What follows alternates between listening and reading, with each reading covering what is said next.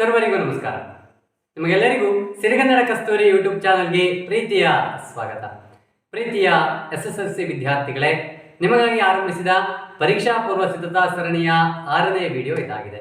ಈ ವಿಡಿಯೋದಲ್ಲಿ ನಾನು ನಿಮಗೆ ಡಾಕ್ಟರ್ BS ಗದ್ಗಿಮಠ ಅವರ ಕನ್ನಡ ಜನಪದ ಗೀತೆಗಳು ಎಂಬ ಕೃತಿಯಿಂದ ಆಯ್ದಂತಹ ಪದ್ಯ ಹಲಗಲಿ ಬೇಡರು. ಈ ಪದ್ಯ ಭಾಗಕ್ಕೆ ಸಂಬಂಧಿಸಿದಂತೆ ಹಿಂದಿನ ಎಲ್ಲ ಪರೀಕ್ಷೆಗಳಲ್ಲಿ ಕೇಳಲಾದ ಪ್ರಶ್ನೆಗಳ ಬಗ್ಗೆ ತಿಳಿಸಿಕೊಡ್ತಾ ಇದ್ದೇನೆ. ಬನ್ನಿ ವಿದ್ಯಾರ್ಥಿಗಳೇ, ಅಂತಹ ಪ್ರಶ್ನೆಗಳು ಯಾವ್ದು ಯಾವುದಕ್ಕೆ ನಾವು ಹೆಚ್ಚಿನ ಗಮನವನ್ನು ಕೊಟ್ಟು ಓದಬೇಕಾಗುತ್ತೆ ಅನ್ನೋದನ್ನ ನೋಡ್ಕೊಂಡು ಬರೋಣ. ಪದ್ಯ ಹಲಗಲಿ ಬೇಡರು, ಬರೆದವರು ಡಾಕ್ಟರ್ BS ಗದ್ಗಿಮಠ. ಪ್ರಾರಂಭದಲ್ಲಿ ನಾವು 1 ಅಂಕದ ಪ್ರಶ್ನೆ ಅಂದರೆ ಕೆಳಗಿನ ಪ್ರಶ್ನೆಗಳಿಗೆ 1 ವಾಕ್ಯದಲ್ಲಿ ಉತ್ತರಿಸಿ. ಇದಕ್ಕೆ ಸಂಬಂಧಿಸಿದ ಹಾಗೆ ನೋಡೋದಾದರೆ ಗಮನಿಸಿ, ಅಲ್ಲಿ ಕುಂಪಣಿ ಸರ್ಕಾರ ಹೊರಡಿಸಿದ ಆದೇಶ ಏನು ಅನ್ನುವಂಥ ಪ್ರಶ್ನೆ ಬಹಳಷ್ಟು ಸಾರಿ ಬಂದಿದೆ. 2015 ಪೂರ್ವ ಸಿದ್ಧತಾ ಪರೀಕ್ಷೆಯಲ್ಲಿ, 2018ರಲ್ಲಿ ಪೂರ್ವ ಸಿದ್ಧತೆ, ಮಾರ್ಚ್, ಹಾಗೆ ಪೂರಕ ಪರೀಕ್ಷೆ ಎಲ್ಲ ಪರೀಕ್ಷೆಗಳಲ್ಲೂ ಸಹ ಕೇಳಿದ್ದಾರೆ. ಹಾಗೆಯೇ 2019ರಲ್ಲೂ ಸಹ ಪ್ರಶ್ನೆ ಬಂದಿದೆ. ಹಾಗೆಯೇ ಹಲಗಲಿಯ 4 ಪ್ರಮುಖರು ಯಾರು ಅನ್ನುವಂಥ ಪ್ರಶ್ನೆ 2016ರ ಮಾರ್ಚ್ನಲ್ಲಿ ಕೇಳಿದ್ದಾರೆ. ಆನಂತರದಲ್ಲಿ ಹಲಗಲಿಯ ಗುರುತು ಉಳಿಯದಂತಾದುದು ಏಕೆ ಅನ್ನುವಂಥ ಪ್ರಶ್ನೆಯನ್ನು 2015ರ ಜೂನ್ನಲ್ಲಿ ಕೇಳಿದ್ದಾರೆ. ಈ 3 ಪ್ರಶ್ನೆಗಳು 1 ಅಂಕಕ್ಕೆ ಸಂಬಂಧಿಸಿದ ಹಾಗೆ 1 ವಾಕ್ಯದ ಪ್ರಶ್ನೆಗಳಾಗಿವೆ. ಆನಂತರದಲ್ಲಿ ಕೆಳಗಿನ ಪ್ರಶ್ನೆಗಳಿಗೆ 3ರಿಂದ 4 ವಾಕ್ಯಗಳಲ್ಲಿ ಉತ್ತರಿಸಿ. 2 ಅಂಕದ ಪ್ರಶ್ನೆಗಳು.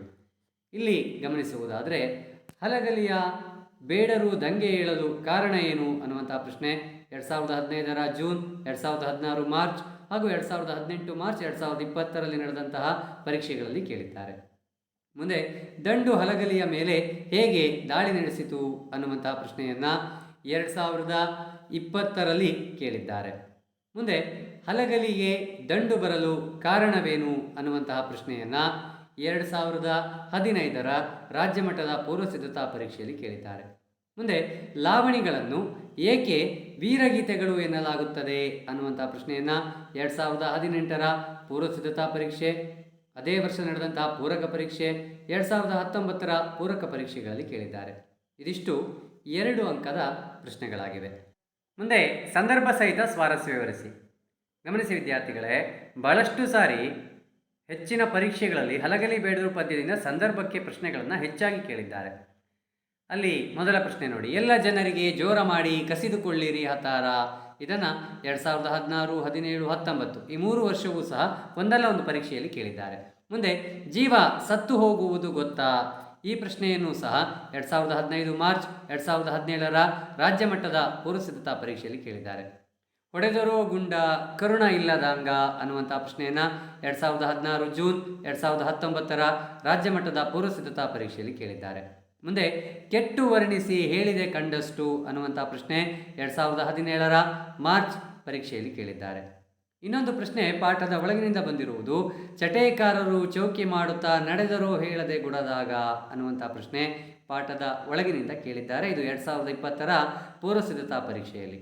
ಮುಂದೆ ಬೆನ್ನತ್ತಿ ತಿರುವಿ ಕಡಿದರೋ ಏನೋ ಉಳಿಯದಂಗ ಅನ್ನುವಂಥ ಪ್ರಶ್ನೆಯನ್ನು 2023ರ ಮಾರ್ಚ್ನಲ್ಲಿ ಕೇಳಿದ್ದಾರೆ. ಹಾಗೆಯೇ ವಿಲಾಯಿತಿಯಿಂದ ಹುಕುಮ ಕಳಿಸಿತು ಕುಂಪಣಿ ಸರ್ಕಾರ, ಈ ಪ್ರಶ್ನೆಯನ್ನು 2023ರ ಜೂನ್ನಲ್ಲಿ ಕೇಳಿದ್ದಾರೆ. ಇದಿಷ್ಟು ಸಂದರ್ಭಕ್ಕೆ ಸಂಬಂಧಿಸಿದ ಹಾಗೆ ಕೇಳಲಾಗಿರುವಂತಹ ಮುಖ್ಯವಾದ ಪ್ರಶ್ನೆಗಳು. ಹಾಗಾಗಿ ಹಲಗಲಿ ಬೇಡರು ಪದ್ಯದಲ್ಲಿ ನಾವು ಬಹುಮುಖ್ಯ ಗಮನವನ್ನು ಸಂದರ್ಭಕ್ಕೆ ಹೆಚ್ಚಿಗೆ ಕೊಡಬೇಕಾಗತ್ತೆ. ಆನಂತರದಲ್ಲಿ ಕೆಳಗಿನ ಪದ್ಯ ಭಾಗವನ್ನು ಪೂರ್ಣಗೊಳಿಸಿ.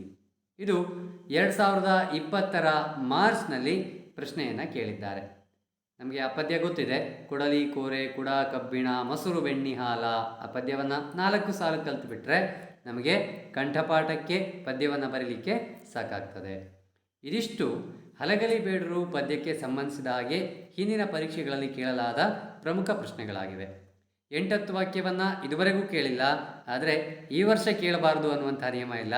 ಹಾಗಾಗಿ ಪದ್ಯಕ್ಕೆ ನಾವು ಸುಲಭವಾಗಿ ತಿಳ್ಕೊಳ್ಬೇಕು ಅಂತಂದರೆ ಅದರ ಸಾರಾಂಶವನ್ನು ಅರ್ಥ ಮಾಡಿಕೊಂಡ್ರೆ ಯಾವ ಪ್ರಶ್ನೆ ಬಂದರೂ ಸಹ ನಾವು ನಿಖರವಾಗಿ ಸ್ಪಷ್ಟವಾಗಿ ಉತ್ತರವನ್ನು ಬರೀಲಿಕ್ಕೆ ಸಾಧ್ಯ ಆಗುತ್ತೆ. ಧನ್ಯವಾದಗಳು.